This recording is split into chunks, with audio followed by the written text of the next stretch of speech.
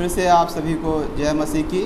मैं प्रभु को धन्यवाद देना चाहता हूं कि उन्होंने फिर से एक बार हमको मौका दिया और कि हम प्रभु के कलाम से आपको हम बता सके और हम सब कलीसिया के लोग उस प्रभु के कलाम से सीख सके और उसके वचन को हम सीखें और उसमें और भी मजबूत होते जाएं।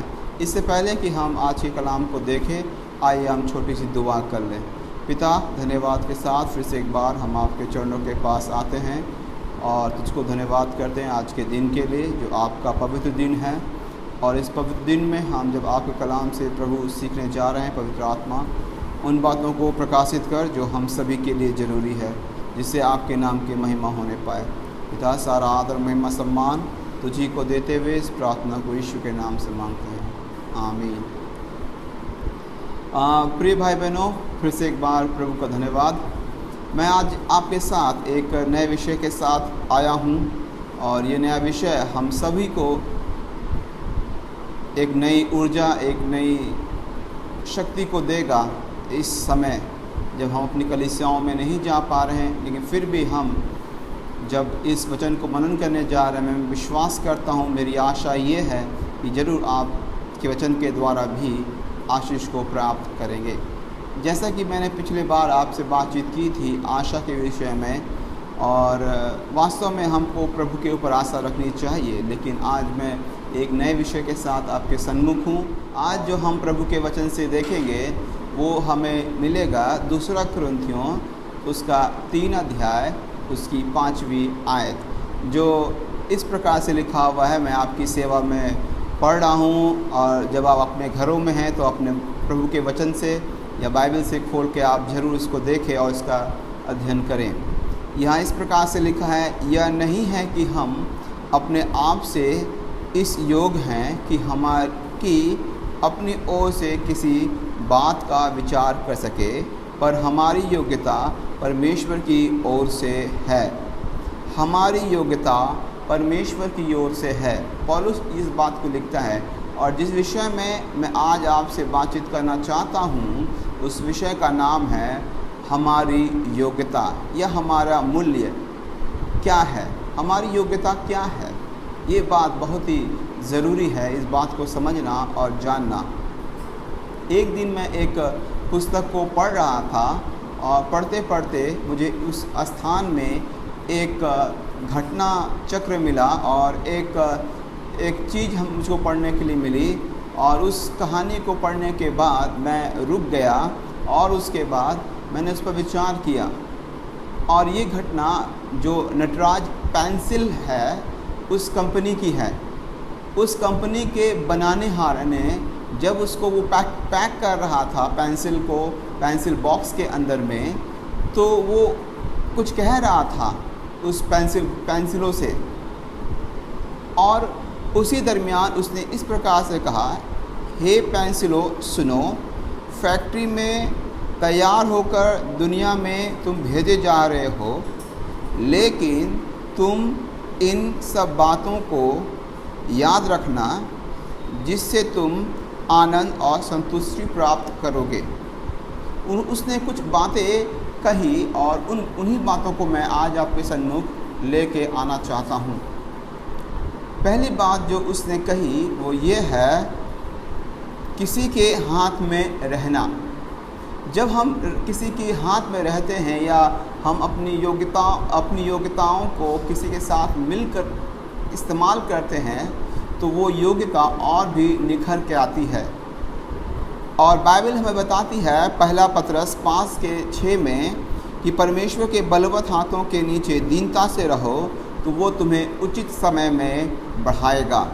वो तुम्हें उचित समय में बढ़ाएगा कब? जब हम परमेश्वर के बलवंत हाथ के नीचे रहते हैं।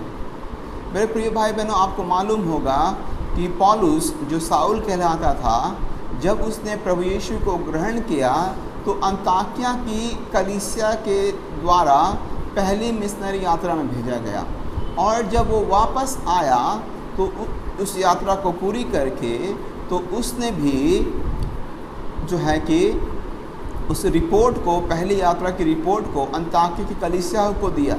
अर्थात वो इतना विद्वान होने के बावजूद भी इतना योग्य होने के बावजूद भी वो कलीसिया के अधीन में रहा। जब हम अधीनता, परमेश्वर की अधीनता में हम रहते हैं, तो हम उस गुण को प्रकट कर सकते हैं जो हमारे अंदर में है। पेंसिल जो है वो जो है हाथ में रहती है, जो उसका ख़रीदार है या जो उसका जिसने उसको ख़रीदा है वो उसके हाथ में रहती है, उसके कंट्रोल में रहती है। हमें भी इस प्रकार की अधीनता में हमें रहने की आवश्यकता है।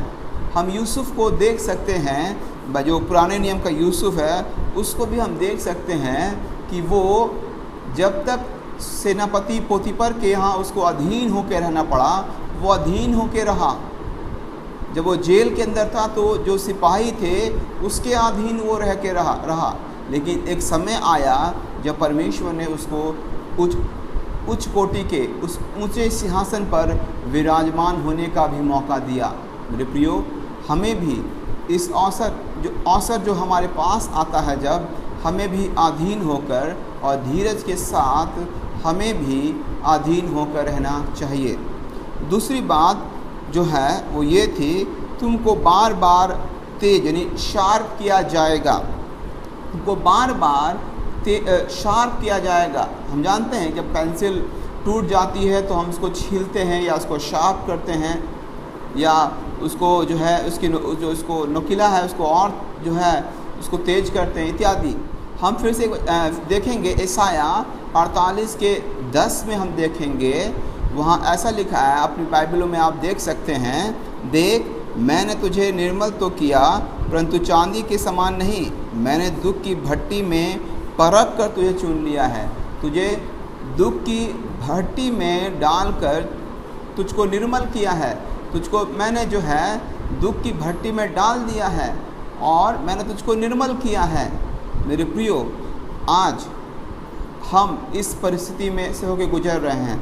अगर थोड़े समय के लिए हम अपने देश में और पूरे विश्व में अगर हम देखें तो चारों तरफ त्राही और त्राही है, बिल्कुल अनुकूल परिस्थितियां नहीं हैं। असम में देखिए बाढ़ आया हुआ है, और कहीं कहीं देखें तो ये महामारी, कोरोना महामारी ने जो है अपना घर कर रखा है। और भी हम स्थानों में अगर हम देखें तो भिन्न भिन्न प्रकार की जो है अवस्था है। हमारे उत्तर बिहार में देखिए पानी का स्तर बढ़ते जा रहा, बाढ़ आने की आकांक्षा है। चारों तरफ परिस्थितियाँ अनुकूल नहीं हैं। लेकिन मेरे प्रिय भाई बहनों, मैं आपको एक छोटी सी बात बताना चाहता हूँ। आपने पहाड़ देखा होगा, पहाड़ इतना विशाल होता है, लेकिन पहाड़ क्या खुरखुरा है। उस पहाड़ में जो है उतनी जो है चिकनाहट नहीं है, लेकिन उस पहाड़ का एक अंश पत्थर के रूप में नदी में अगर आ जाए तो वो पानी की धार से उसमें चिकनाहट आ जाती है, और वो पत्थर जो पहाड़ का अंश है उसमें वो चिकनाहट नहीं है, लेकिन वो जो अंश टूट के नदी में आ गया है या पानी में आ गया है, उसकी धार से वो चिकनाहट हो जाता है। बाइबल हमें बताती है कि जब दाऊद गोलियत से लड़ने के लिए गया तो उसने नाले से चिकने पत्थर उठाए, उसने पत्थर नहीं उठाए, लेकिन बाइबल ये बताती है कि उसने चिकने पत्थर उठाए। तो वो पत्थर कैसे चिकने हुए? वो पानी की धार उनको चिकनाहट जो है उसमें लाती गई। जब हमारे जीवन में दुख और समस्याएं आती हैं, जब हमारे जीवन में तकलीफ़ें आती हैं, जब हमारे जीवन में जो भिन्न प्रकार की जब अवस्था से हम होकर गुजरते हैं, तब हम परिपक्व होते हैं। हो सकता है हमारे चारों तरफ हमारी परिस्थितियाँ उचित नहीं हैं, ठीक नहीं हैं, लेकिन प्रिय भाई बहनों, हमें विश्वास और आशा के साथ इन परिस्थितियों में अपने आप को परिपक्व करना है, अपने विश्वास को परिपक्व करना है, ताकि जो हमारा उद्धार करता है, जिस पर हमने विश्वास किया है, उसको हम जान सके, उसको हम समझ सके। एक बहुत बड़ा प्रश्न है यहाँ पर। अय्यूब के जीवन को हम देख सकते हैं। परमेश्वर उस किताब के जो मुख्य बात या उसकी जो मुख्य शिक्षा मुझको प्रभावित करती है वो ये है कि शैतान ने जब उससे अय्यूब के बारे में चर्चा किया, परमेश्वर ने कहा आप जाइए और उसकी परीक्षा ले सकते हैं, उसके प्राण को छोड़कर। परमेश्वर को अय्यूब के ऊपर में इतना भरोसा था कि जितनी भी समस्याएं क्यों ना आ जाए, कितनी भी विपरीत परिस्थिति क्यों ना आ जाए, ये इंसान हिलने वाला नहीं है, ये इंसान मुझको छोड़ने वाला नहीं है। परमेश्वर को इतना भरोसा था। जिस परमेश्वर की आप आराधना करते हैं, जिस परमेश्वर की आप स्तुति करते हैं, क्या आप उसको अच्छे से जानते हैं? क्या आप उसको अच्छे से जानते हैं? क्या वो आपको अच्छे से जानता है? जी हाँ, वो आपको अच्छे से जानता है, वो आपको अच्छे से समझता है। लेकिन क्या आप जिस ईश्वर की आराधना करते हैं, क्या आप उसको अच्छे से जानते हैं? क्या आप उसको अच्छे से समझते हैं? रोमियो की पत्र में लिखा हुआ इसके 12 अध्याय में, तुम जो है परमेश्वर की इच्छा अपने अनुभव से प्राप्त कर सकते हो, उसको जान सकते हो, उसको समझ सकते हो। जब हम उसमें परिपक्व होंगे तभी हम परमेश्वर को समझ सकेंगे, परमेश्वर को हम जान सकेंगे। मेरे प्रियो, जरूर ये स्थितियाँ हमारे अनुकूल नहीं हैं, विश्व के अनुकूल नहीं है, लेकिन फिर भी अगर हमें विश्वास में परिपक्व होना है तो ये वही घड़ी है जब हम विश्वास में परिपक्व होने वाले हो सकते हैं। ये तो कुछ भी नहीं है, परंतु आने वाले दिनों में, आने वाले समय में इससे भी कठिन समय होने वाला है, इससे भी कठिन क्लेश आने वाले हैं। उस समय हमारा विश्वास कैसा होगा? जिस सृष्टिकर्ता ने हमारी रचना की है, जिसकी हम उपासना करते हैं, क्या उसके प्रति हम विश्वास योग्य हो पाएंगे? परमेश्वर को तो भरोसा था कि अय्यूब विश्वास योग्य रहेगा, इसीलिए उसने अनुमति को दिया। मेरे प्रिय भाई बहनों, क्या परमेश्वर इन परिस्थितियों में भी हमको विश्वास योग्य पाएगा? क्या इन परिस्थितियों में भी हम प्रभु पर अडिग विश्वास रख सकते हैं?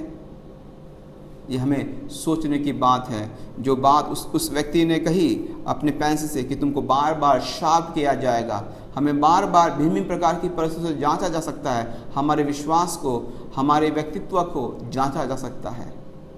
हमें इसके लिए तैयार रहना। अगर आपको चिकना पत्थर बनना है तो उस पानी की धार से होकर गुजरना आपको आवश्यक है। ये तीसरा पॉइंट है, अपनी गलती को सुधारना। प्रियो, हम इंसान हैं और हमसे गलतियां होती हैं। मैं ये नहीं कहता कि गलतियां नहीं होती, गलतियां होती हैं और आवश्यक होती हैं, लेकिन इन गलतियों को हम सुधार सकते हैं, इन गलतियों को हम सही कर सकते हैं।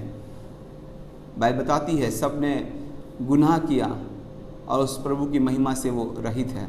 लेकिन मैं 2 उदाहरणों को आपके सन्मुख रखना चाहूँगा। पहला, दाऊद, जब उसने बेसदा के साथ में व्यभिचार किया और जब नतान नबी ने आकर उसको बताया कि आपने इस प्रकार का गुनाह किया है, तो भजन 51 में 51 साम 51 में उसने अब एक पश्चाताप की प्रार्थना को किया। उसने वहाँ पर अपनी गलती को स्वीकार किया और कहा, प्रभु हाँ, मैंने आपके सन्मुख, मैंने आपकी दृष्टि में गुनाह किया है, मुझे क्षमा कीजिए। और परमेश्वर ने उसको क्षमा किया। एक और उदाहरण से इस बात को हम समझ कि आप निनिवे में जाइए, लेकिन वो तरसीस की तरफ भाग गया और जब वो जा रहा था तूफान आया। आप कहानी को जानते हैं, तूफान आया, अंततः उसको समुद्र में फेंक दिया गया। और उसके बाद क्या हुआ, वो मगरमच्छ के पेट में वो जो है कि उसने माफ़ी की प्रार्थना, एक क्षमा याचना की प्रार्थना की। और उसके बाद कुछ समय के पश्चात जो है उसको उगल दिया गया निनिवे शहर के तट के सामने, और उसने प्रचार किया, लोगों ने पछतावा किया वहाँ पर।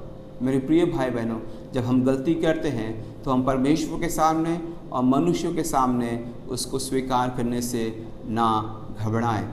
गलतियाँ होंगी, लेकिन उन गलतियों को हम सुधार सकते हैं। अगर आपको लगता है कि इन दिनों में आपने कुछ गलतियां की हैं, तो आप परमेश्वर के सन्मुख आएँ। अभी आपके पास बहुत समय हो सकता है, उन समयों का उपयोग करते हुए आप परमेश्वर की समीपता में आएँ, उसके अनुग्रह को प्राप्त करें और कहें, प्रभु हाँ, मैंने इन गलतियों को किया है, मुझे क्षमा करें। चौथा पॉइंट है, अपनी आंतरिक गुण को प्रकट करना। अपनी आंतरिक गुण को प्रकट करना, अपनी उस आंतरिक क्वालिटी को जो है प्रकट करना। मेरे प्रिय भाई बहनों, पहला कुरिन्थियों 6:7 में लिखा हुआ है, पौलुस कहते हैं कि परमेश्वर ने हर किसी को कुछ ना कुछ वरदान दिए हैं। मेरे प्रिय भाई बहनों, मेरे पास कुछ वरदान हो सकते हैं, आपके पास भी कुछ वरदान हो सकते हैं। हो सकता है आपके पास गाने का वरदान हो सकता है मेरे को पढ़ाने का वरदान हो सकता है किसी को इंस्ट्रूमेंट बजाने का वरदान हो। जैसे हमारे नौजवान भाई है रोहन और दोनों भाई, वे इंस्ट्रूमेंट बजाकर प्रभु की आराधना कर सकते हैं, उनके पास वो वरदान है। मेरे पास वो वरदान नहीं है, मैं इंस्ट्रूमेंट उतना ज़्यादा नहीं बजा सकता, मैं गाना नहीं गा सकता हूँ उतना अच्छे से, लेकिन उनके पास वो वरदान है। मेरे प्रिय भाई बहनों, कलीसिया के प्रत्येक भाई बहनों, मैं आपसे कहना चाहता हूँ कि आपके पास में वरदान है जो परमेश्वर ने आपको दिया है, और वो वरदान आप उसकी महिमा में इस्तेमाल कर सकते हैं। आपके पास वो आंतरिक वरदान है। बिली ग्राहम जो अब इस दुनिया में नहीं है, प्रभु के पास चले गए हैं, उनके पास अलग वरदान था। रवि जकरिया, उनके पास अलग था। रिनहार्ड बॉन्के, उनके पास ये वरदान था। तो प्रभु के जो भिन्न भिन्न दास हुए, जो अभी नहीं है संसार में, प्रभु के पास चले गए, उनके पास भिन्न भिन्न वरदान था, और उन वरदानों को उन्होंने इस्तेमाल करके प्रभु की सेवकाई के लिए बहुत कुछ किया। मेरे प्रिय भाई बहनों, मैं आपको बताना चाहता हूँ आपके पास वरदान है। जैसे कि मैं 2 उदाहरणों को जल्दी से आपके सन्मुख रखना चाहता हूँ। यूसुफ के बारे में फिर से जो उत्पत्ति की किताब में हमें मिलता है, जब सेनापति की पत्नी, पोतीफर की पत्नी ने उससे कहा कि वो उसके साथ सोए, लेकिन उसने कहा नहीं, मैं ऐसा नहीं कर सकता। उसने कहा मैं अपने स्वामी और परमेश्वर के विरोध में मैं इस काम को मैं नहीं कर सकता। और साथ ही साथ हम एक महिला को देख सकते हैं, रूथ, जो उसका भावी पति था बोआज, उसने कहा, एक स्टेटमेंट दिया कि ये तो भली स्त्री जान पड़ती है। हमको कुछ कहने की ज़रूरत नहीं है, हम कौन हैं और क्या हैं। हमारी गवाही स्वयं दूसरे लोग देंगे जब वे हमारे गुणों को देखेंगे, जब वो हमारे चाल चलनों को, हमारे व्यवहारों को जब देखेंगे, तो वे स्वतः हमारी गवाही दूसरों को देंगे, और इस बात को वो मानेंगे और कहेंगे कि हाँ, ये प्रभु के लोग हैं। मैं एक छोटी सी घटना अपने जीवन से बताना चाहता हूँ। जब मैं पहली बार जब मैं चेन्नई सेंट्रल था, चेन्नई गया, और वहाँ से मुझको दूसरे ज़िले में जाना था लोकल ट्रेन पकड़ के। मैं वहाँ की भाषा को नहीं जानता था और भी वहाँ के विषय में कुछ नहीं जानता था, लेकिन जब मैं टिकट कटाया वहाँ का जाने का, और उसके बाद मैंने पूछा एक व्यक्ति से कि ये इस स्थान में जाने के लिए लोकल ट्रेन कहाँ से मिलेगी, किस प्लेटफॉर्म से मिलेगी, टूटी फूटी इंग्लिश में पूछा। तो उसने कहा, मुझको ऊपर से नीचे देखा और मुझको एक शब्द कहा, और वो बात अभी तक मुझको याद है, क्या आप क्रिश्चियन हैं? मैंने कहा जी हाँ, मैं क्रिश्चियन हूँ।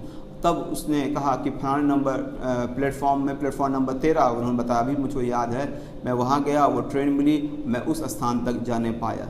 आपको कहने की ज़रूरत नहीं है कि आप कौन हैं।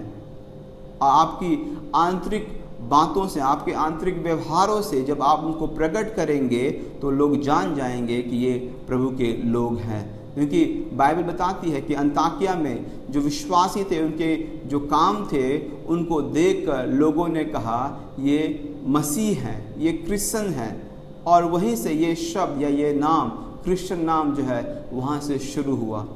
वहाँ के यीशु के चेलों ने या यीशु के अनुयायियों ने या जो लोग विश्वास कर रहे थे, उन्होंने इस बात को नहीं बताया कि वे कौन हैं, लेकिन उनके आंतरिक कार्यों के द्वारा, उनकी एक आंतरिक पहचान के द्वारा जो है उनको एक नाम मिला, और वे कहलाए मसीह। मेरे प्रियो, आज हम भी और आप भी अपने गुणों के द्वारा प्रभु की महिमा कर सकते हैं, और हमारे अंदर में वो गुण है, वो टैलेंट है जो हम प्रभु के लिए, महिमा के लिए इस्तेमाल कर सकते हैं। अंतिम जो है, हर वातावरण में अपनी छाप को छोड़ना।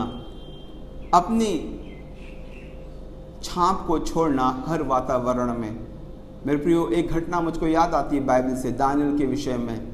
जब वे वहाँ गए तो उनको कहा गया कि आपको राजा ने अपनी सेवा के लिए चुना है, और जो राजकीय भोजन है उसी को आपको खाना होगा। उन्होंने मना कर दिया, क्योंकि यहूदी लोग की जो रीति रिवाज थी, उस आधार पर वे उस भोजन को नहीं ले सकते थे। लेकिन उसके बावजूद भी उन्होंने साग पात खाया और वे हट्टे खट्टे रहे। जब उनको प्रतिमा की आगे झुकना पड़ा, उन्होंने मना कर दिया, उनको आग की भट्टी में डाल दिया गया, लेकिन इसके बावजूद भी उन्होंने उस छाप को कायम रखा। और अंत में राजा ने ये कहा कि दानियल का परमेश्वर, सदरक मेसद का परमेश्वर महान है। उसने उस छाप को छोड़ा, वहाँ पर उस छाप को छोड़ा। और एक कहानी और है बाइबल में नमान कोढ़ी के विषय में। उस छोटी सी बच्ची ने जब एलीशा नबी के बारे में बताया तो उसने वहाँ पर उस छाप को छोड़ा। हम किसी भी वातावरण में क्यों ना रहे, जब दानियल और उसके मित्र प्रदेश में थे, एक गुलामी में थे, एक बंधुआई में थे, वहाँ पर भी उन्होंने उस मसीह की छाप को छोड़ा। मेरे प्रिय भाई बहनों, हो सकता है आने वाला समय हमारे लिए अनुकूल ना हो, आने वाला जो समय हो हम कलीसिया के लिए बहुत समस्या का समय हो, कलेश का समय हो, क्या उस समय भी हम अपने छाप को कायम रख पाएंगे? ये हमारे लिए बहुत बड़ी चुनौती है। फिर से एक बार मैं उन 5 पॉइंटों को रिपीट करूंगा और मैं प्रभु इस वचन को ही मैं यही समाप्त करूंगा। पहला है किसी के हाथ में रहना। दूसरा, तुमको बार बार शार्प किया जाएगा। तीसरा, अपनी गलती को सुधारना। चौथा, अपने आंतरिक गुण को प्रकट करना। और पांचवा, हर वातावरण में अपनी छाप को छोड़ना। मैं आशा करता हूं कि ये वचन आपके लिए आशीष में रहा होगा। इन परिस्थितियों में हम इन 5 बातों को स्मरण रखें और अपने मसीह जीवन की यात्रा में हम आगे बढ़ते रहें। प्रभु इस वचन के द्वारा आप सभी को आशीष दे।